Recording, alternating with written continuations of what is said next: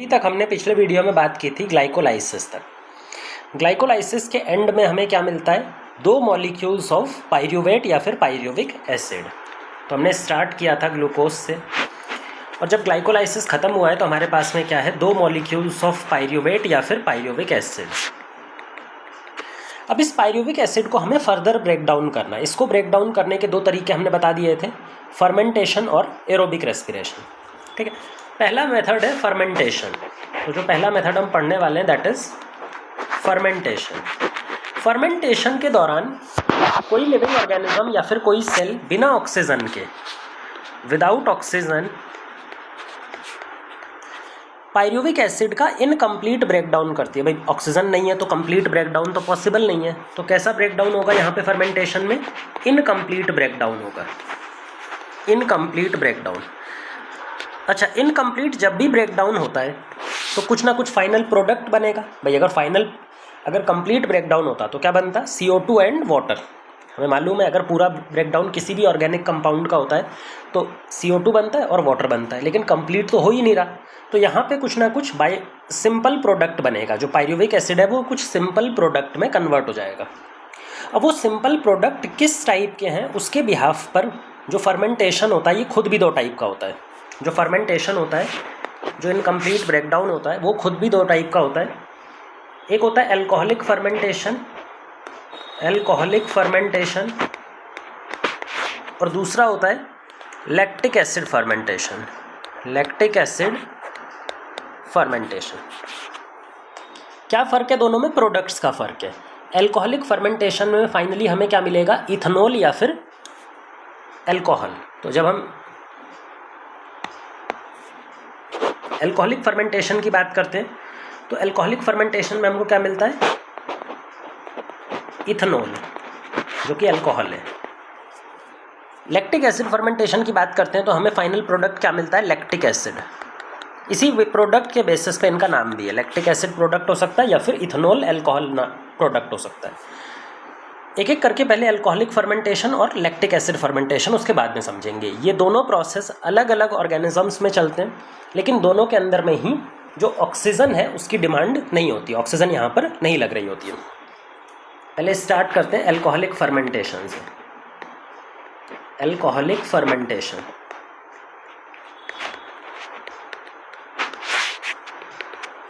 देखो यहाँ पे हमारे पास में ग्लूकोज था 6 कार्बन का। जब ग्लूकोज का कन्वर्जन किया गया तो 10 स्टेप ऑफ रिएक्शन से हमें क्या मिला? 2 molecules of pyruvate, 2 molecules of 3 carbon pyruvate मिले। और हमने स्टार्ट किसने किया था? 1 मॉलिक्यूल ऑफ 6 कार्बन ग्लूकोज। अच्छा, इसके एक स्टेप में आपको याद होगा हमने बनाया था, क्या बनाया था हमने? ग्लूकोज NaDH2 बनाया था। NAD पॉजिटिव से NaDH2 या फिर NaDH+H पॉजिटिव बनाया था। ये भी 2 मॉलिक्यूल्स बनाए थे, 2 मॉलिक्यूल्स बने थे, है ना। इनका काम आएगा, इनका यूज़ होगा जब हम फर्मेंटेशन करने जाएंगे, इसीलिए इनको लिखा है। अब पायरुविक एसिड में क्या होगा? पायरुविक एसिड के दौरान, मतलब पायरुविक एसिड फर्दर कैसे चेंज होगा, कैसे ये दूसरा मटेरियल बनाएगा। पायरुविक एसिड का पहले होता है डीकार्बोक्सिलेशन। पहले इसका क्या होता है? पहले इसका होता है डीकार्बोक्सिलेशन। तो जो पहला स्टेप है दैट इज डीकार्बोक्सिलेशन। अब डीकार्बोक्सिलेशन का मतलब क्या है? CO2 का रिमूवल, CO2 रिमूव होना, डीकार्बोक्सिलेशन। डीकार्बोक्सिलेशन जब यहाँ पे परफॉर्म होता है तो एक एंजाइम की मदद लगती है। उस एंजाइम का भी नाम है, उस एंजाइम का नाम है पायरुवेट डीकार्बोक्सिलेज। अगर आप पायरुवेट भूल भी जाएं तो डीकार्बोक्सिलेज याद रख ले, इतना चल जाएगा। डीकार्बोक्सिलेज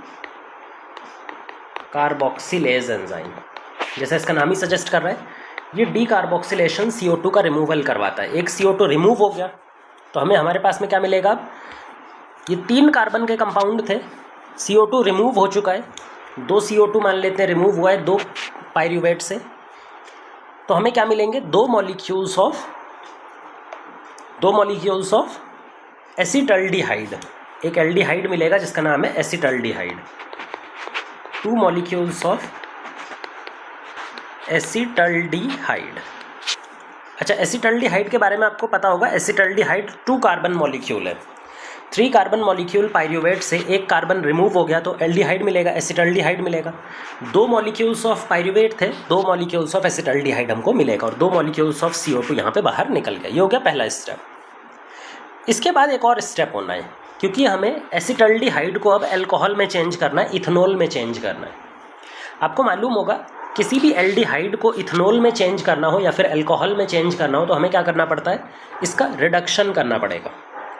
तो दूसरा स्टेप जो है दैट इज रिडक्शन स्टेप, जिसमें हमें एसिटल्डिहाइड का क्या करना पड़ेगा, रिडक्शन। अच्छा, रिडक्शन करने के लिए हमें क्या चाहिए, हाइड्रोजन डोनर। भाई कोई हाइड्रोजन देगा तभी तो इसका रिडक्शन होगा।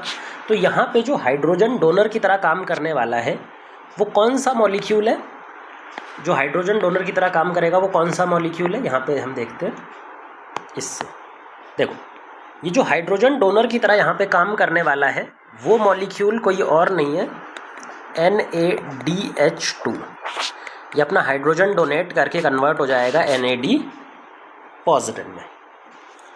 अच्छा, ये NaDH2 कहाँ से आया, ये NaDH2 और कहीं से नहीं आया। ये जो हमारे पास में ग्लाइकोलाइसिस में 2 NaDH2 बने थे वही NaDH2 यहाँ पे यूटिलाइज हो जाएंगे। 2 NaDH2 टोटली यूटिलाइज होंगे क्योंकि 2 एसिटल्डिहाइड मॉलिक्यूल हैं, तो NAD पॉजिटिव भी हमारा 2 बनेगा।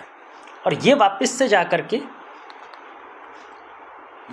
जाकर के किसकी तरह काम करने लगेगा, यहाँ पे इलेक्ट्रॉन एक्सेप्टर इन ग्लाइकोलाइसिस। तो इसका मतलब NAD पॉजिटिव रीजनरेट हो गया। इस स्टेप से, जो रिडक्शन स्टेप है, इससे हमने क्या बना दिया, इससे हमने एक इम्पॉर्टेंट सबस्ट्रेट बना दिया NAD पॉजिटिव, जो कि ज़रूरी है ग्लाइकोलाइसिस चलाने के लिए, क्योंकि ग्लाइकोलाइसिस में जो ऑक्सीडेशन करवाता है ये NAD पॉजिटिव के थ्रू ही होता है। मतलब दोनों जो NaDH2 बने थे ग्लाइकोलाइसिस में वो यहाँ पे यूज़ हो गए। इस रिडक्शन को करवाने के लिए जो एंजाइम इस्तेमाल होता है, उस एंजाइम का भी नाम हमें याद रखना होता है। उस एंजाइम का नाम है अल्कोहल डीहाइड्रोजिनेज, या अगर डीहाइड्रोजिनेज भी याद रख लोगे तो चल जाएगा काम तुम्हारा। अल्कोहल डीहाइड्रोजिनेज या डीहाइड्रोजिनेज भी बोल दोगे तो बात बन जाएगी। और अल्कोहल डीहाइड्रोजिनेज इसको रिड्यूस कर देगा और एल्डिहाइड किस में कन्वर्ट हो जाएगा, अल्कोहल में। तो ये बन जाएगा हमारे पास में इथेनॉल। ये हमारे पास में बन जाएगा इथेनॉल, जो कि एक 2 कार्बन का अल्कोहल है। कितने मॉलिक्यूल्स, 2 मॉलिक्यूल्स। और आपको मालूम है इथेनॉल जो है वो अल्कोहल है और एसिटल्डिहाइड एक एल्डिहाइड था। इस तरह से हमारे पास में फाइनली अल्कोहल बनता है ड्यूरिंग अल्कोहलिक फर्मेंटेशन। अब यहाँ पर कुछ चीज़ें समझने वाली हैं, वो भी एक बार हम ध्यान दे देते हैं। ये हमने पायरुवेट से स्टार्ट किया था। पायरुवेट को पहले डीकार्बोक्सिलेट किया, फिर रिड्यूस किया with the help of decarboxylase enzyme decarboxylation के दौरान, और dehydrogenase enzyme during reduction step. Reduction के लिए जो हाइड्रोजन हमें मिलेगा वो NaDH2 प्रोवाइड करेगा, और ये NaDH2 कहाँ पे बने थे, ये बने थे ड्यूरिंग ग्लाइकोलाइसिस। तो इससे हमारे पास में पूरा अल्कोहल बन जाता है। अब यहाँ पे एक और चीज़ समझनी है भाई, फर्मेंटेशन कहाँ से हो रहा है। फर्मेंटेशन, पूरे इस स्टेप को ही हम फर्मेंटेशन बोलते हैं। इस पूरे फर्मेंटेशन के दौरान यहाँ पर ध्यान से देखो, क्या यहाँ पे कोई एक्सटर्नल इलेक्ट्रॉन एक्सेप्टर है। भाई जब हम ग्लाइकोलाइसिस पढ़ते हैं तो एक्सटर्नल इलेक्ट्रॉन एक्सेप्टर क्या हो जाता है, NAD पॉजिटिव ग्लाइकोलाइसिस के अंदर एक्सटर्नल इलेक्ट्रॉन एक्सेप्टर था। लेकिन जो एक्सटर्नल इलेक्ट्रॉन एक्सेप्टर था वो आगे चल करके इलेक्ट्रॉन डोनर बन जाता है, मतलब कि वो पाथवे का पार्ट बन जाता है, वो भी पाथवे के साथ साथ में सर्कुलेट कर रहा है। तो जब हम फर्मेंटेशन पढ़ते हैं तो NaDH2 या फिर NAD पॉजिटिव इसी पाथवे का पार्ट हो जाते हैं, ये अलग से कोई मॉलिक्यूल नहीं है। अब इसका मतलब अगर हम फर्मेंटेशन में देखें तो फर्मेंटेशन के दौरान कोई भी एक्सटर्नल इलेक्ट्रॉन एक्सेप्टर प्रेजेंट नहीं होता। ये याद रखने वाली चीज़ है कि जब हम फर्मेंटेशन की बात करते हैं तो फर्मेंटेशन के दौरान नो एक्सटर्नल इलेक्ट्रॉन एक्सेप्टर, कोई फाइनल इलेक्ट्रॉन एक्सेप्टर फर्मेंटेशन में होता ही नहीं है। एक्सटर्नल इलेक्ट्रॉन एक्सेप्टर, इलेक्ट्रॉन्स तो फाइनली किसके पास जा रहे हैं, एसिटल्डिहाइड के पास, और एसिटल्डिहाइड तो पाथवे का पार्ट है, तो बाहर से तो कोई मॉलिक्यूल एक्सटर्नल एक्सेप्टर तो है ही नहीं। तो ये फर्मेंटेशन की बात होती है। अच्छा, फर्मेंटेशन का जो नेट प्रोडक्शन है या हम पहले फर्मेंटेशन देखते हैं, अल्कोहलिक फर्मेंटेशन चलती कहाँ पे। ये जो अल्कोहलिक फर्मेंटेशन है इसका एग्जाम्पल कहाँ मिलता है, कौन सा organism alcoholic fermentation usually perform करता है। सबसे अच्छा एग्जाम्पल अगर अल्कोहलिक फर्मेंटेशन देखना हो तो ईस्ट बेस्ट एग्जाम्पल है अल्कोहलिक फर्मेंटेशन का। अगर हम ईस्ट को एनारोबिक कंडीशन में ग्रो कराएं, तो वो अल्कोहलिक फर्मेंटेशन करता है। और इसी का इस्तेमाल बड़ी बड़ी इंडस्ट्रीज़ जो बीवरेज बनाती हैं, अल्कोहल बनाती हैं, वो कंपनीज इसी का इस्तेमाल करती हैं। वो क्या करती हैं, बड़े बड़े कंटेनर्स होते हैं जिनको हम बायोरिएक्टर्स बोलते हैं, जिनको हम फर्मेंटर्स बोलते हैं ज़्यादा अच्छा। इस फर्मेंटर के अंदर में वो क्या डाल देते हैं, फ्रूट जूस। इसके अंदर में कोई फूड या फिर फ्रूट जूस जैसे डाल देते हैं। और इसी फ्रूट जूस के ऊपर किसको ग्रो कराया जाता है, ईस्ट को। इसी फ्रूट जूस के ऊपर ईस्ट को ग्रो कराया जाता है। जो कंडीशन यहाँ पर दी जाती है वो एनारोबिक कंडीशन, मतलब यहाँ पे ऑक्सीजन डेफिशिएंट कंडीशन दी जाती है ईस्ट को ग्रो करने के लिए। जैसे ही ईस्ट को ऑक्सीजन डेफिशिएंट कंडीशन मिलेगी तो वो क्या करता है, अल्कोहलिक फर्मेंटेशन, और यहाँ पे अल्कोहल का कंसंट्रेशन बढ़ने लगता है। यहाँ पे अल्कोहल का कंसंट्रेशन लगातार बढ़ता जाता है। अल्कोहल बनाता है, अल्कोहल का कंसंट्रेशन बढ़ता जाएगा। पर प्रॉब्लम ये है कि अल्कोहल जो होता है ना, जो इथेनॉल होता है, वो सेल के लिए टॉक्सिक प्रोडक्ट की तरह काम करता है। ये सेल को किल कर सकता है, एक हाई कंसंट्रेशन पे ये सेल को किल कर देता है। और ईस्ट की बात करें तो 13% जैसे ही अल्कोहल पहुंचता है इस सॉल्यूशन में, जैसे ही 13% अल्कोहल होगा, ईस्ट की डेथ हो जाएगी। ईस्ट क्या होगा, मर जाएगा। अब ईस्ट ही मर गया तो क्या हम 13% से ज़्यादा अल्कोहल अचीव कर सकते हैं अगर हम नेचुरली फर्मेंट करवा रहे हैं तो? नहीं, नेचुरली तो हम नहीं करवा सकते। इंडस्ट्रियल लेवल पर एक और प्रोसेस होता है इस परसेंटेज को बढ़ाने का, जिसका नाम होता है डिस्टिलेशन। डिस्टिलेशन एक प्रोसेस है जिसकी मदद से हम अल्कोहल को कंसंट्रेट कर सकते हैं। तो जो कंसंट्रेट अल्कोहल मिलती है, जिसमें कंसंट्रेशन ऑफ अल्कोहल ज़्यादा होता है 13% से, तो इसका मतलब है वहाँ पे हम क्या इस्तेमाल कर रहे हैं, फिल्ट्रेशन टेक्निक, डिस्टिलेशन या फिर कंसंट्रेशन टेक्निक का हमने इस्तेमाल वहाँ पे किया हुआ है। तो ये बात हो गई अल्कोहलिक फर्मेंटेशन, और अल्कोहलिक फर्मेंटेशन कहाँ पर दिखाई देती है। दूसरी बात करते हैं lactic acid fermentation. Lactic acid fermentation भी एक इम्पॉर्टेंट टाइप का फर्मेंटेशन है। तो second is lactic acid fermentation. यहाँ पर lactic acid as a final product बनेगा, इतना तो हमें समझ में आ ही गया होगा। अभी लैक्टिक एसिड बनाने के लिए हम क्या करेंगे, फिर से हम ग्लूकोज से स्टार्ट करते हैं। ग्लूकोज ग्लाइकोलाइसिस में जाता है, मल्टी स्टेप प्रोसेस, जहाँ पर बनता है बहुत ही important product NAD positive external electron acceptor था यहाँ पे, और NADH2 बना देता है दो मॉलिक्यूल्स।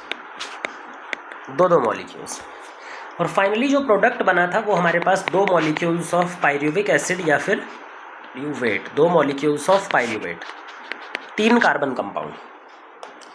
अब इसको फर्दर कैसे डील करते हैं, इसके ऊपर एक एंजाइम एक्ट करता है जिसका नाम है लैक्टेट डिहाइड्रोजिनेज। ये जो एंजाइम है इसका नाम क्या है, लैक्टेट डिहाइड्रोजिनेज। ये जो लैक्टेट डिहाइड्रोजिनेज है ये फिर से रिडक्शन करवाता है। यहाँ पर जो लैक्टिक एसिड फर्मेंटेशन है ये सिर्फ एक ही स्टेप में होती है जिसका नाम है रिडक्शन। रिडक्शन के अलावा कोई काम नहीं होता। अच्छा, रिडक्शन का मतलब है हाइड्रोजन डोनर होना चाहिए। जो हाइड्रोजन डोनर है वो कहाँ से आएगा, ये जो हाइड्रोजन डोनर है वो बाकी कहीं से नहीं आता। NADH2 जो है वो NAD पॉजिटिव में कन्वर्ट हो जाता है। तो ये जो NADH2 था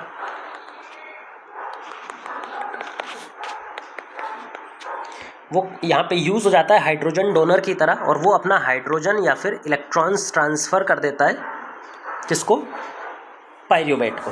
तो पायरुवेट रिड्यूस हो जाता है इससे, और पायरुवेट को रिड्यूस करके हमें मिलता है 2 molecules of lactic acid, 2 molecules of lactic acid. अच्छा, लैक्टिक एसिड खुद भी 3 कार्बन का एसिड है और पायरुविक एसिड भी 3 कार्बन का एसिड है। तो इस बार डीकार्बोक्सिलेशन या फिर CO2 रिमूवल वाला स्टेप यहाँ पर नहीं चलता। 2 NADH2 इस्तेमाल होंगे क्योंकि 2 मॉलिक्यूल सब कुछ चल रहा है। ठीक है, तो जितना NADH2 यहाँ पर बना था वो सारा का सारा NADH2 कहाँ पे यूज़ हो गया, ड्यूरिंग रिडक्शन ऑफ पायरुवेट। फिर से मैं वही क्वेश्चन पूछता हूँ, अगर आप लैक्टिक एसिड फर्मेंटेशन में देखो तो क्या कोई एक्सटर्नल इलेक्ट्रॉन एक्सेप्टर दिखाई दे रहा है? नहीं भाई। अगर ग्लाइकोलाइसिस तक देखते, अगर सिर्फ ग्लाइकोलाइसिस की बात होती तो ग्लाइकोलाइसिस में तो NAD positive external electron acceptor था। लेकिन जब हम फर्मेंटेशन चलाते हैं तो NAD पॉजिटिव NADH2 की फॉर्म में पाथवे का पार्ट हो जाता है और पाथवे के साथ साथ चलता है, सर्कुलेट करता है। तो अब ये पाथवे का पार्ट है, ये अलग एक्सटर्नल इलेक्ट्रॉन एक्सेप्टर यहाँ पर नहीं होगा। तो फर्मेंटेशन चाहे अल्कोहलिक हो चाहे लैक्टिक एसिड हो, यहाँ पर एक्सटर्नल इलेक्ट्रॉन एक्सेप्टर नहीं होता और एक ही एंजाइम यूज़ होगा। कोई यहाँ पर दो एंजाइम डीकार्बोक्सिलेशन स्टेप क्योंकि यहाँ पर नहीं चलता है। फिर देखते हैं हम जो फर्मेंटेशन स्टेप है, उस फर्मेंटेशन स्टेप के दौरान टोटल एनर्जी कैलकुलेशन, ये एनर्जी कैलकुलेशन किसी भी तरह का फर्मेंटेशन हो, चाहे अल्कोहलिक फर्मेंटेशन हो वहाँ पर भी लगेगा और अगर हमारे पास में लैक्टिक एसिड फर्मेंटेशन है तो वहाँ पर भी लगेगा। तो हमें यहाँ पे क्या पढ़ना है भाई, टोटल आउटपुट या फिर energy calculation during fermentation, during fermentation. अब फर्मेंटेशन की बात जब हम करते हैं तो हमें दो स्टेप याद रखने पड़ेंगे। पहला स्टेप हमेशा याद रखना पड़ेगा ग्लाइकोलाइसिस, और ग्लाइकोलाइसिस के बाद ही जाकर के फर्मेंटेशन होता है। वो किसी भी तरह का फर्मेंटेशन हो, लेकिन ये दो स्टेप होते ही हैं। अच्छा, ग्लाइकोलाइसिस का प्रोडक्ट क्या बनाता है? ग्लाइकोलाइसिस का अगर हम एनर्जेटिक प्रोडक्ट देखें तो NADH2 2 मॉलिक्यूल्स ऑफ और 2 मॉलिक्यूल्स ऑफ ATP बने थे। अगर हम फर्मेंटेशन की बात करें तो फर्मेंटेशन में 2 मॉलिक्यूल्स ऑफ NADH2 यूज़ हो गए, इसमें इस्तेमाल हो गए। तो नेट प्रोडक्शन कितना हो गया भाई? नेट प्रोडक्शन कितना हो गया? ये माइनस लगा दो, तो ये तो यहाँ से कट गया, तो ये नेट प्रोडक्शन में नहीं जाएगा। नेट प्रोडक्शन सिर्फ बचा 2 ATP। तो नेट प्रोडक्शन कितना बचता है? सिर्फ और सिर्फ 2 ATP। अब ध्यान से सोचो कि जब हम सिर्फ ग्लाइकोलाइसिस कर रहे हैं तो हमें ज़्यादा एनर्जेटिक प्रोडक्ट मिल रहे हैं, ज़्यादा तरह के एनर्जेटिक प्रोडक्ट मिल रहे हैं।